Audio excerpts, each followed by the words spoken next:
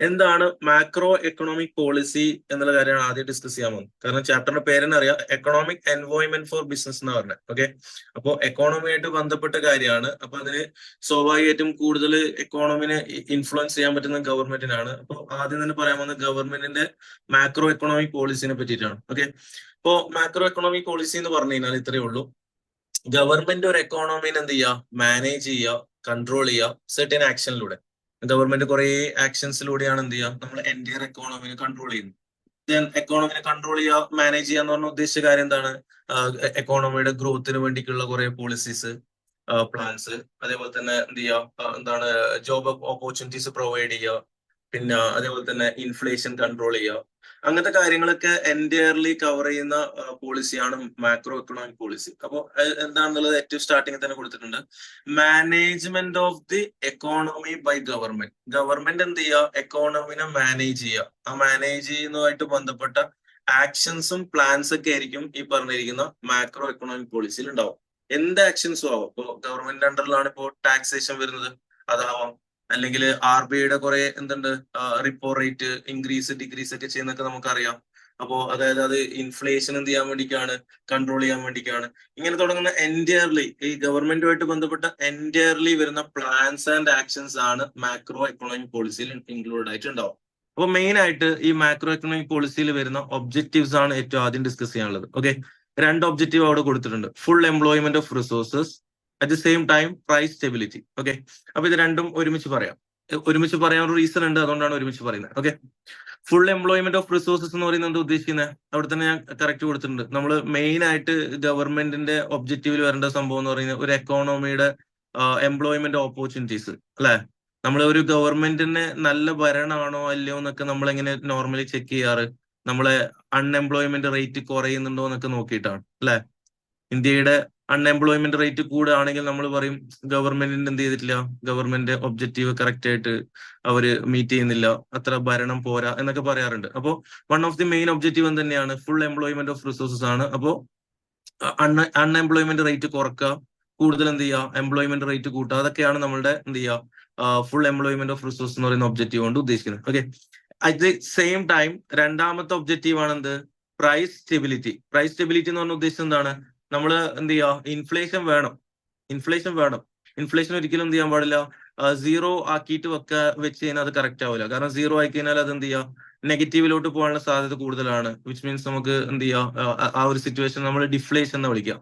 Okay, അപ്പൊ deflation ഒരിക്കലും നല്ലതല്ല. എന്താ സംഭവിക്കുക, ഡിഫ്ലേഷൻ ഒന്ന് ചിന്തിച്ചു നോക്കിയാൽ, ഇൻഫ്ലേഷന്റെ ഓപ്പോസിറ്റ് ആയിട്ട് ഇൻഫ്ലേഷൻ എന്താണ്? പ്രൈസ് ഇൻക്രീസ് ആണ്. പ്രോഡക്ട്സിന്റെ പ്രൈസിന്റെ ഇൻക്രീസിനെയാണ് നമ്മൾ എന്ത് വിളിക്കുക, ഇൻഫ്ലേഷൻ എന്ന് വിളിക്കുക. അപ്പൊ ഡിഫ്ലേഷൻ എന്തായിരിക്കും? പ്രൈസ് ഡിക്രീസ് അല്ലേ. അപ്പൊ സ്വാഭാവികമായിട്ടും പബ്ലിക് എന്താ ചെയ്യാൻ നോക്കുക, പ്രൈസ് കുറഞ്ഞതിന് ശേഷം പ്രോഡക്ട്സുകൾ പർച്ചേസ് ചെയ്യാനായിരിക്കും കൂടുതൽ വെയിറ്റ് ചെയ്യുക. അപ്പോൾ അങ്ങനെ വരുമ്പോൾ ബിസിനസ്സുകളൊന്നും ഗ്രോ ചെയ്യൂല. അപ്പൊ അതും അത്ര നല്ലതല്ല. ഓക്കെ, അപ്പോ എന്താണ്, ലോ പോസിറ്റീവ് ഇൻഫ്ലേഷൻ ആണ് ഒരു ഡെവലപ്ഡ് കൺട്രി ഒക്കെ നിങ്ങൾ നോക്കിക്കഴിഞ്ഞാൽ, ഇപ്പോൾ US അല്ലെങ്കിൽ UK അങ്ങനെയൊക്കെ നോക്കിക്കഴിഞ്ഞാൽ നിങ്ങൾക്ക് എന്താണ് 2 to 3% ഒക്കെ ഇൻഫ്ലേഷൻ കാണാം. അല്ലാതെ ഇൻഫ്ലേഷൻ ഒരിക്കലും സീറോ ആവുന്നില്ല. അപ്പോൾ ലോ പോസിറ്റീവ് ഇൻഫ്ലേഷൻ ആണ് കൂടുതൽ എന്ത് ചെയ്യുക, എല്ലാ ഗവൺമെന്റും കീപ്പ് ചെയ്യാൻ വേണ്ടി നോക്കുക. അപ്പോൾ അതാണ് പ്രൈസ് സ്റ്റെബിലിറ്റി കൊണ്ട് ഉദ്ദേശിക്കുന്നത്. സ്റ്റെബിലിറ്റി പറഞ്ഞാൽ എന്താ ഉദ്ദേശിക്കുന്നത്? ഭയങ്കരമായിട്ട് എന്ത് ചെയ്യാതിരിക്കുക, ഇൻക്രീസ് വരാതിരിക്കുക. ഓക്കെ, അപ്പോൾ ഒരു സ്റ്റേബിൾ ആയിട്ട് എന്ത് ചെയ്യുക, ഇൻക്രീസ് മെയിൻറ്റെയിൻ ചെയ്യുക എന്നുള്ളതാണ് പ്രൈസ് സ്റ്റെബിലിറ്റി കൊണ്ട് ഉദ്ദേശിക്കുന്നത്. ഞാൻ അവിടെ കൺസ്യൂമർ പ്രൈസ് ഇൻഡെക്സ് എന്ന് പറഞ്ഞിട്ടൊരു സംഭവം കൊടുത്തിട്ടുണ്ട്. അത് ആക്ച്വലി അതിന്റെ ഒരു മെഷർമെന്റ് ആണ്. എങ്ങനെയാണ് നമ്മൾ ഇൻഫ്ലേഷന് സ്റ്റേബിൾ ആയിട്ടാണോ മൂവ് ചെയ്യുന്നതൊക്കെ നോക്കാൻ വേണ്ടി നമ്മൾ യൂസ് ചെയ്യുന്ന ഒരു മെഷർമെന്റ് ആണ്. ഓക്കെ, അപ്പൊ ഇത് രണ്ടും അറ്റ് എ ടൈം അച്ചീവ് ചെയ്യാൻ പറ്റുമോ ഗവൺമെന്റിന്? എത്ര ചാലഞ്ചിങ് ആയിട്ടുള്ള കാര്യമായിരിക്കും? ഒന്ന് കണക്ട് ചെയ്ത് നോക്കിയേ. നമ്മൾ ഒന്ന് കണക്ട് ചെയ്ത് കഴിഞ്ഞാൽ പബ്ലിക്കിന് കൂടുതലായിട്ട് ജോബ് ഓപ്പർച്യൂണിറ്റീസ് ഒരു എക്കോണമിയിൽ വരാണെങ്കിൽ എന്താ സംഭവിക്കുക? ജനങ്ങളെ കയ്യിൽ കൂടുതൽ ഇൻകം വരൂലേ? ജനങ്ങളെ കയ്യിൽ കൂടുതൽ ഇൻകം വരുന്ന സമയത്ത് അതിന്റെ റിസൾട്ട് ആയിട്ടല്ലടാ ഇൻഫ്ലേഷൻ വരാം. കൂടുതൽ ഇൻകം വരുമ്പോൾ എന്താ സംഭവിക്കുക? ജനങ്ങള് ആ ഒരു എമൗണ്ട് കൊടുത്തിട്ട്, എത്ര എമൗണ്ട് കൊടുത്തിട്ടും സാധനങ്ങൾ വാങ്ങാൻ വേണ്ടി റെഡി ആയിരിക്കും. അപ്പൊ സ്വാഭാവികമായിട്ടും എന്ത് ചെയ്യുക, demand of the product increase ചെയ്യും. പക്ഷെ അതിനനുസരിച്ചിട്ടുള്ള റിസോഴ്സസ് നമ്മൾ ഒരു കൺട്രിയിൽ ഉണ്ടാവില്ല. അപ്പൊ അത്രയും ഡിമാൻഡിനനുസരിച്ചിട്ടുള്ള റിസോഴ്സസ് കൺട്രി പ്രൊവൈഡ് ചെയ്യാതിരിക്കുമ്പോൾ ഓട്ടോമാറ്റിക്കലി ഉണ്ടാവുന്ന റിസൾട്ട് ആണ് എന്ത്? Inflation, price increase. കറക്റ്റ് അല്ല ഞാൻ പറയുന്നത്? അത് തന്നെയാണ് ഇവിടെ ഏറ്റവും ആദ്യം പറയാനുള്ള ഒരു കോൺഫ്ലിക്റ്റ് നോക്കുക. If the economy is at or close to full employment അടുത്തെത്തി കഴിഞ്ഞാല് അതായത് ഫുൾ എംപ്ലോയ്മെന്റ് ഇപ്പോ ഇന്ത്യൻ ഇത് വെച്ചിട്ടല്ല ഞാൻ പറയുന്നത്. ഇപ്പൊ നോർമലി നമ്മൾ ഏറ്റവും ഒബ്ജക്റ്റീവ് എന്ന് പറയുന്നത് എന്താണ്? ഏതൊരു ഗവൺമെന്റും ഫുൾ എംപ്ലോയ്മെന്റ് ആണ്. ഫുൾ എംപ്ലോയ്മെന്റ് എന്ത് ചെയ്യാം, എക്കോണമി എത്തിക്കഴിഞ്ഞാൽ എന്താ സംഭവിക്കുക? an increase in the aggregate demand leads to an increase in the price level. അതായത് ടോട്ടൽ ഓവറോൾ ഇൻക്രീസ് ആണ്. എക്കോണമിയുടെ ഓവറോൾ എന്ത് ചെയ്യുക, ഡിമാൻഡ് ഇൻക്രീസ് ചെയ്യാൻ സാധ്യതയുണ്ട്. കാരണം അത്ര ഇൻകം വരുന്നത് കൊണ്ട്. അതുകൊണ്ട് പ്രൈസ് ലെവൽ ഇൻക്രീസ് ചെയ്യും. അതിന്റെ എന്താണ് റിസൾട്ടിനെയാണ് നമ്മൾ ഇൻഫ്ലേഷൻ എന്ന് വിളിക്കുന്നത്. ഇതാണ് കോൺഫ്ലിക്റ്റ്. അപ്പൊ രണ്ടും ബാലൻസ് ചെയ്ത് കൊണ്ടുപോകുക എന്ന് പറയുന്നത് ഗവൺമെന്റ് പോയിന്റ് ഓഫ് വ്യൂല് ചാലഞ്ചിങ് ആയിട്ടുള്ള കാര്യമായിരിക്കും. അറ്റ് ദ സെയിം ടൈം നമുക്ക് എന്ത് വേണം? ഫുൾ എംപ്ലോയ്മെന്റ് ഓഫ് റിസോഴ്സസ് വേണം. ദെൻ പ്രൈസ് സ്റ്റെബിലിറ്റിയും മെയിൻറ്റെയിൻ ചെയ്ത് കൊണ്ടുപോകണം. ദെൻ മൂന്നാമത്തെയും നാലാമത്തെയും അവിടെ കൊടുത്തിട്ടുണ്ട് ഒബ്ജക്റ്റീവ്സ്. മൂന്നാമത്തെ എക്കണോമിക് ഗ്രോത്ത്. നമ്മൾ സാധാരണ ഒരു കൺട്രിയുടെ എക്കണോമിക് ഗ്രോത്ത് GDP വെച്ചിട്ടാണ് നമ്മൾ മെഷർ ചെയ്യുന്നത്.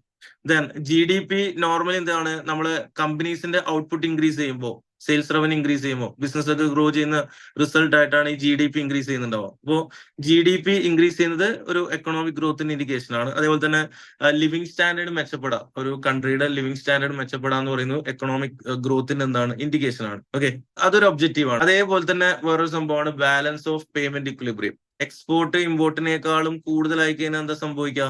എക്സ്പോർട്ട് ഇമ്പോർട്ടിനേക്കാൾ കൂടുതലായി കഴിഞ്ഞാൽ അവിടെ സർപ്ലസ് വരും. അപ്പോൾ എക്സ്ചേഞ്ച് റേറ്റ് എന്ത് ചെയ്യുക? അപ്രീഷിയേറ്റ് എന്ന് പറഞ്ഞിട്ടില്ലേ?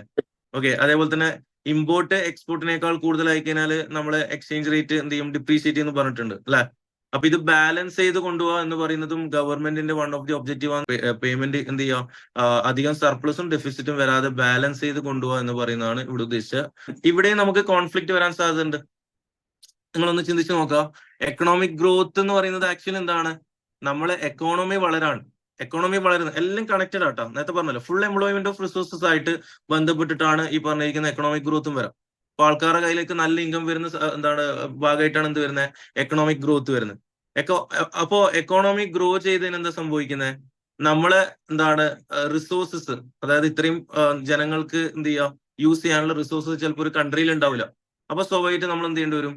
മറ്റ് കൺട്രിയിൽ നിന്ന് സാധനങ്ങൾ ഇങ്ങോട്ടേക്ക് ഇറക്കുമതി ചെയ്യേണ്ടി വരും. അപ്പൊ ഇമ്പോർട്ട് അവിടെ കൂടുന്നുണ്ട്.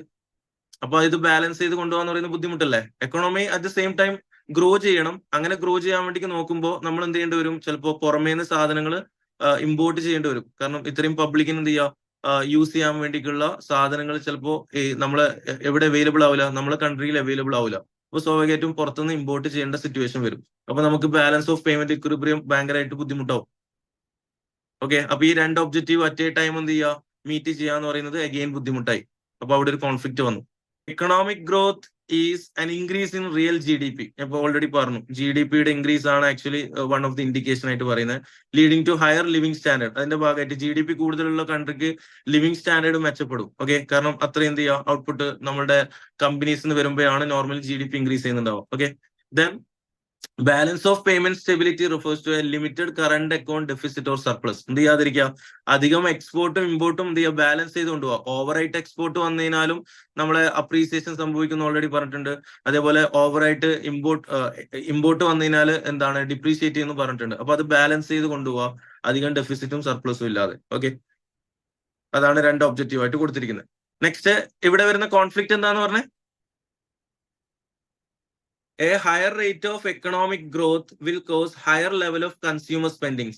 കറക്റ്റ് അല്ലേ? അതായത് നമ്മളുടെ എക്കോണമി മെച്ചപ്പെടാന്ന് പറഞ്ഞു കഴിഞ്ഞാൽ അതിന്റെ അർത്ഥം എന്താണ്? കൺസ്യൂമർ കൂടുതലായിട്ട് സ്പെൻഡ് ചെയ്യാൻ വേണ്ടി തുടങ്ങിയെന്ന് തന്നെയാണ് അതിന്റെ അർത്ഥം അല്ലെ? അപ്പൊ സ്വാഭാവികമായിട്ടും കൂടുതലായിട്ട് കൺസ്യൂമർ സാധനങ്ങൾ വാങ്ങാൻ റെഡി ആയിരിക്കും. അപ്പോൾ പ്രോഡക്ട്സ് കൂടുതലായിട്ട് വേണം, ആവശ്യം ഉണ്ടാവും.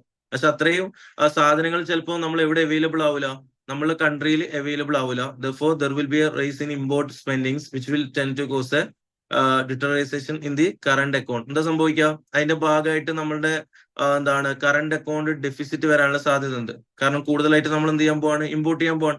നമ്മളെ സാധനം അവൈലബിലിറ്റി വളരെ കുറവാണ് കൺട്രി. അപ്പൊ നമ്മൾ സ്വാഭാവികമായിട്ട് പുറത്തുനിന്ന് ഇമ്പോർട്ട് ചെയ്യേണ്ടി വരും. അതിന്റെ ഭാഗമായിട്ട് എന്ത് ചെയ്യാം? ഡെഫിസിറ്റ് വരാനുള്ള സാധ്യത ഉണ്ട്. എക്സാക്ട്ലിയോ? ഇത് രണ്ടും വേണം. എക്കോണമി ഗ്രോ ചെയ്യണം, പുറത്തുനിന്ന് ഇമ്പോർട്ട് ചെയ്യേണ്ട എന്ന് വെച്ചിട്ട് നമുക്ക് എക്കോണമി ഗ്രോ ചെയ്യാതിരിക്കാന്ന് പറയുന്നത് പോസിബിൾ അല്ലല്ലോ. ഗ്രോ ചെയ്യണം, അറ്റ് ദ സെയിം ടൈം നമുക്ക് എന്ത് ചെയ്യാതിരിക്കാതെ അധികം ഇമ്പോർട്ടിനെ ഡിപ്പെൻഡ് ചെയ്താലും പ്രോബ്ലം ആണ്. എക്സ്ചേഞ്ച് റേറ്റ് എന്ത് ചെയ്യുക? ഫ്ലക്ച്വേഷൻ വരും, നമ്മളെ കറൻസി വാല്യൂ ഇടിയും. അപ്പൊ എല്ലാം ബാലൻസ് ചെയ്ത് കൊണ്ടുപോകണം. ഇത് മൊത്തത്തില് ഒരു സമ്മറി പറയുകയാണെങ്കിൽ, with the higher economic growth the economy will get closer to full capacity and therefore it will put upward pressure on the prices and inflation. അതായത് എക്കോണമി നല്ല രീതിയിൽ എന്ത് ചെയ്യുക, ഇംപ്രൂവ് ആവുകയാണെങ്കിൽ, മെച്ചപ്പെടുകയാണെങ്കിൽ എന്താ സംഭവിക്കുക, ആൾക്കാരുടെ കയ്യിൽ കൂടുതലായിട്ട് ഇൻകം വരികയും അതിനനുസരിച്ചിട്ട് ചിലപ്പോൾ എന്തുണ്ടാവില്ല, സാധനങ്ങളുടെ അവൈലബിലിറ്റി കുറയുകയും ചെയ്യും. കാരണം എന്താ, അത്രയും നമ്മൾ ഏറ്റവും എപ്പോൾ എക്കോണമിയിലൊക്കെ പറയുന്ന ഒരു സംഭവം എന്താ, unlimited wants and limited resources എന്ന് പറയാറില്ലേ. നമുക്ക് ഒരിക്കലും എത്ര ഇൻകം കിട്ടിയാലും സാധനങ്ങൾ പർച്ചേസ് ചെയ്ത് നമുക്ക് എന്താവില്ല, നമുക്ക് ആവശ്യം തീരൂല. നമ്മളതിൽ പൈസ കുറയുന്ന സമയത്ത് മാത്രമേ, നമ്മളുടെ ഇൻകം കുറയുന്ന സമയത്ത് മാത്രമേ നമ്മൾ ആവശ്യം അവിടെ എന്ത് ചെയ്യുള്ളൂ, ഫുൾഫിൽ ആവുള്ളൂ. അതർവൈസ് എത്ര ഇൻകം വരുന്നോ അത്രയും നമുക്ക് വാണ്ട്സ് അവിടെ വരുന്നുണ്ടാവും. അതുകൊണ്ട് തന്നെ അത്രയും റിസോഴ്സസ് നമ്മൾ ഒരു കൺട്രിയിൽ ഉണ്ടാവില്ല. അതാണ് ഇവിടെ പറഞ്ഞ എക്കോണമി ഗ്രോ ചെയ്ത് കഴിഞ്ഞാൽ എന്ത് സംഭവിക്കാം, ഫുൾ കപ്പാസിറ്റിയിലോ അല്ലെങ്കിൽ ക്ലോസർ ടു ഫുൾ കപ്പാസിറ്റി ആണെങ്കിൽ സ്വാഭാവികമായിട്ടും എന്ത് ചെയ്യേണ്ടി വരും, ഉള്ള പ്രോഡക്ട്സിന് പ്രൈസസ് ഇൻക്രീസ് ചെയ്യും. അതിനെയാണ് നമ്മൾ ഇൻഫ്ലേഷൻ എന്ന് വിളിക്കുന്നത്. രണ്ടാമത് പറഞ്ഞാൽ എന്താ, if there is A rice in inflation rate കൂടാണ് എന്താ സംഭവിക്കുക, then it will make UK export less competitive and imports relatively cheaper.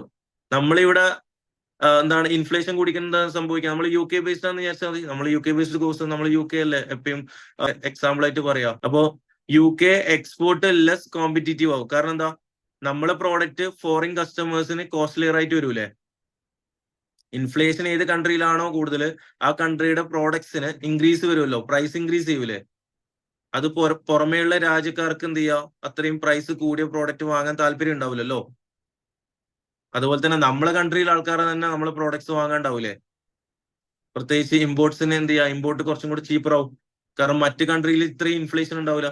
നമ്മളെ കൺട്രിയിലാണ്, നമ്മളെ കൺട്രിയിലെ എക്കോണമിക് ഗ്രോത്ത് കാരണം നമ്മളെ കൺട്രിയിൽ എന്ത് ചെയ്യുക, ഇൻഫ്ലേഷൻ റേറ്റ് കൂടുകയും അതുവഴി നമ്മളുടെ കൺട്രിയുടെ പ്രോഡക്ട്സ് കുറച്ചും കൂടെ കോസ്റ്റ്ലിയർ ആയിട്ട് വരും. ദെൻ അപ്പൊ ഇമ്പോർട്ട്സിന് കുറച്ചധികം ചാൻസ് ഉണ്ട്. This will also version the current account deficit. Again നേരത്തെ പറഞ്ഞ അതേപോലെ തന്നെ കറന്റ് അക്കൗണ്ട് വീണ്ടും നമ്മൾ എന്ത് ചെയ്യേണ്ടി വരും, ഡെഫിസിറ്റ് ആവും. കാരണം ഇമ്പോർട്ട്സിന് വീണ്ടും ഇമ്പോർട്ടൻസ് കൊടുക്കും. രണ്ട് കാര്യം ഞാൻ പറഞ്ഞിട്ടാ, ഒന്ന് സാധനം അവൈലബിൾ അല്ലാത്തതുകൊണ്ട് നോർമലി എന്ത് ചെയ്യേണ്ടി വരും, ഇമ്പോർട്ട് ചെയ്യേണ്ടി വരും. രണ്ടാമത്തെ എന്താ, സാധനം അവൈലബിൾ ആയിരിക്കും പക്ഷെ എന്തായിരിക്കും, പ്രൈസ് ഭയങ്കര കൂടുതലായിരിക്കും. അതുവഴിയും ചിലപ്പോൾ എന്ത് ചെയ്യേണ്ടി വരും, ഇമ്പോർട്ട് ചെയ്യായിരിക്കും കൂടുതൽ ചെയ്യുന്നുണ്ടാവും. പുറത്തായിരിക്കും കുറച്ചും കൂടെ ചീപ്പർ ആയിട്ടുള്ള പ്രോഡക്ട്സ് നമുക്ക് കിട്ടുന്നുണ്ടാവും.